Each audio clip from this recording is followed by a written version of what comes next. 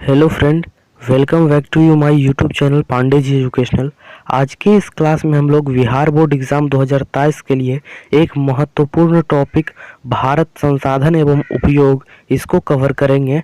ये NCERT pattern पर आधारित है और ये क्लास 10th बोर्ड एग्ज़ाम की दृष्टि से बहुत इंपॉर्टेंट है। कितने बार यहाँ पर से बोर्ड एग्ज़ाम में क्वेश्चन बनते हैं, क्लास 10th में पूछे जाते हैं संसाधनों के बारे में करके आएंगे, तो उसके कुछ थ्योरिकल पार्ट को हम लोग यहाँ पर देखेंगे जिससे कि ऑब्जेक्टिव और सब्जेक्टिव दोनों ही सोल्व होगा।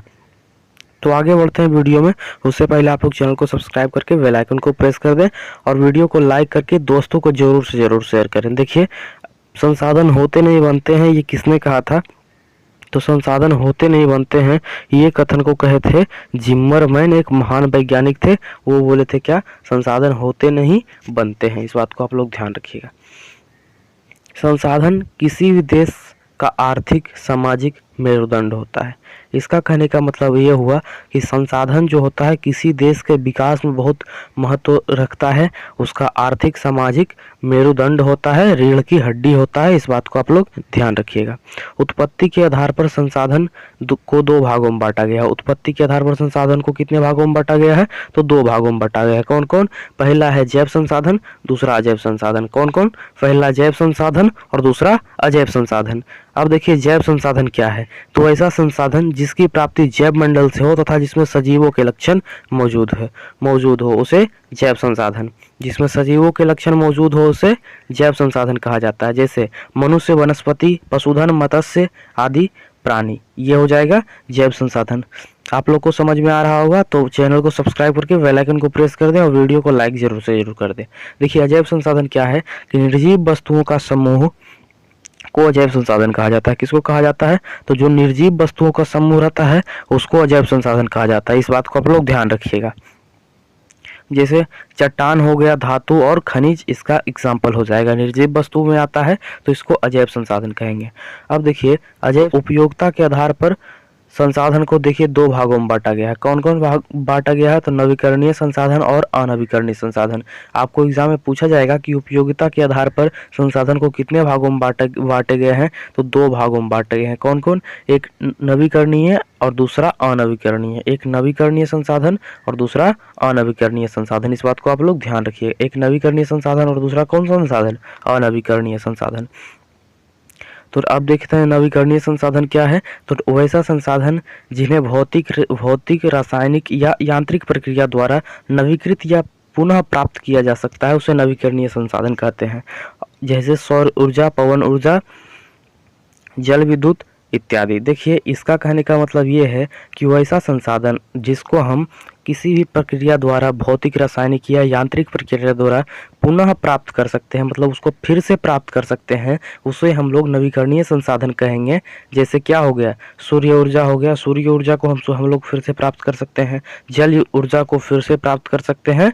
वन्य एवं वन्य प्राणी, पेड़ लगा करके इसको हम फिर से प्राप्त कर सकते हैं। तो ये सारा जितना भी सोर्स है, ये सारा जितना भी संसाधन है, वो सारा संसाधन किसके अंतर्गत आएगा? तो नवीकरणीय संसाधन के अंतर्गत आएगा। इस बात को आप लोग ध्यान रखिएगा।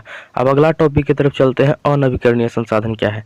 तो ऐसे संसाधनों का विकास लंबी अवधि में जटिल प्रक्रियाओं द्वारा होता है। किसे होता है? लंबी अवधि में और जटिल प्रक्रियाओं द्वारा होता है। इस प्रक्रिया को पूरा होने में लाखों वर्ष लग जाता है। इसमें कुछ ऐसे संसाधन होते हैं जो पुनः चक्रीय नहीं होते हैं, एक बार प्रयोग होने के साथ ही वे समाप्त हो जाते हैं। जैसे जीवाश्म ईंधन। क्या? जीवाश्म ईंधन। देखिए, इसका कहने का मतलब यह है कि अनवीकरणीय संसाधन वैसे संसाधन को कहेंगे जिसका हम एक बार इस्तेमाल कर लिए हैं तो उसका दूसरे बार इस्तेमाल नहीं कर सकते हैं। एक ही बार उसका इस्तेमाल किया जा सकता है। अब वो नष्ट हो गया तो उसको हम दूसरा बार इस्तेमाल नहीं कर सकते हैं। जैसे हो गया जीवाश्म ईंधन, कोयला, पेट्रोलियम। कोयला का विकास कैसे हुआ?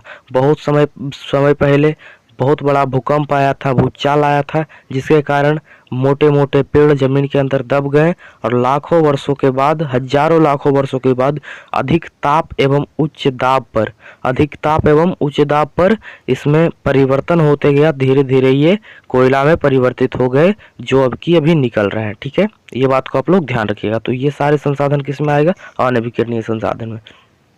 स्वामित्व के आधार पर संसाधन को 4 भागों में बांटा गया है: व्यक्तिगत, सामुदायिक, राष्ट्रीय और अंतर्राष्ट्रीय। जिस संसाधन पर किसी खास व्यक्ति का अधिकार हो उसे व्यक्तिगत संसाधन कहा जाता है, जैसे भूखंड, तालाब, जायदाद, बगीचे इत्यादि। ये सारा संसाधन व्यक्तिगत संसाधन के अंतर्गत आएगा, इस बात को आप लोग ध्यान रखिएगा। अब क्या है, ऐसा संसाधन जिस पर किसी खास समुदाय का अधिकार हो उसे सामुदायिक संसाधन कहते हैं।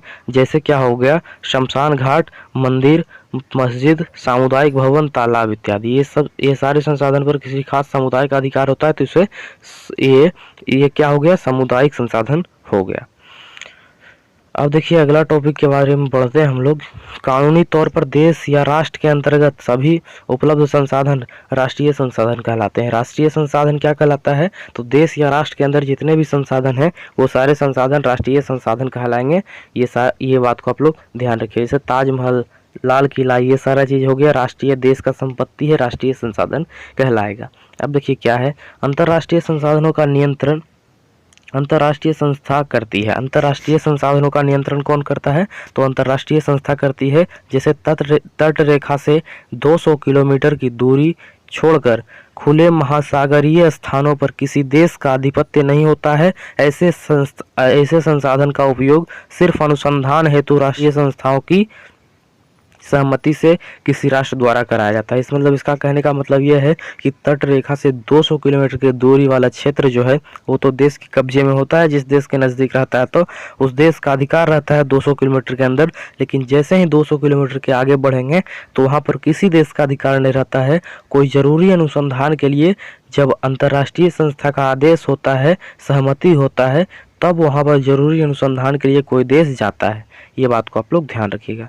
अब देखिए एक छोटा सा चार्ट के माध्यम से आप लोग समझने का प्रयास कीजिए। संसाधन यहाँ पर है, संसाधन को 2 भागों में बांटा गया है, एक है प्राकृतिक और एक है मानवीय संसाधन। अब प्राकृतिक संसाधन 2 प्रकार का, एक नवीकरणीय, दूसरा अनवीकरणीय।